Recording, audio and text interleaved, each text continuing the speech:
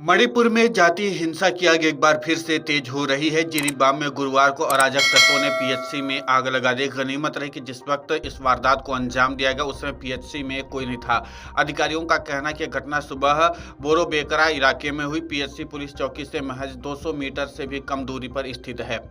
वारदात की सूचना मिलते ही सुरक्षा बल मौके पर पहुंचे और इससे पहले 7 सितंबर को जिरीबाम में ही हिंसा की खौफनाक घटना हुई थी। इसमें 5 लोगों की मौत हो गई थी। पिछले साल इम्फाल घाटी में रहने वाले मैतेई और सीमावर्ती पहाड़ी क्षेत्रों में रहने वाले कुकी समुदाय के बीच जातीय हिंसा शुरू हुई थी।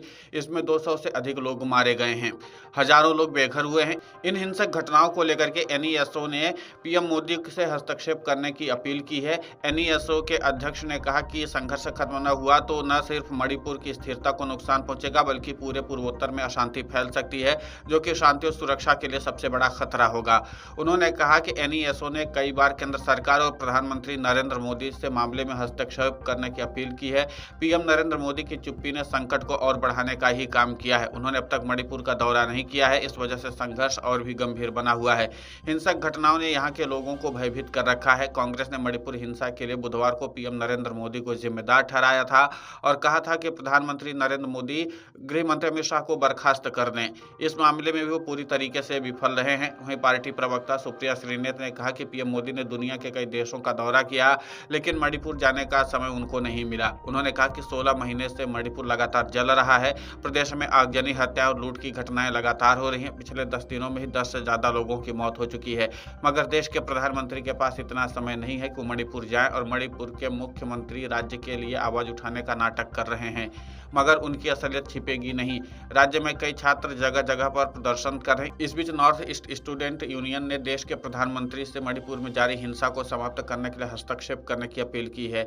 एनईएसओ के अध्यक्ष सैमुअल जिरवा ने कहा कि संघर्ष को सुलझाने में विफलता न केवल मणिपुर की स्थिरता को नुकसान पहुंचा सकती है बल्कि पूर्वोत्तर क्षेत्र की व्यापक शांति और सुरक्षा भी बहुत खतरे में पड़ जाएगी। गौरतलब है कि एनईएसओ ने नॉर्थ ईस्ट के विभिन्न छात्र संगठन शामिल हैं। इसमें all Assam student union, Khasi student union, Garo student union, Arunachal Pradesh student union, Naga students federation और ऑल मणिपुर स्टूडेंट्स यूनियन जैसे बड़े संगठन शामिल हैं। सैमुअल जिरमा ने आगे कहा कि एनईएसओ ने बार बार भारत सरकार और माननीय प्रधानमंत्री से इस मामले पर निर्णायक हस्तक्षेप करने की अपील की।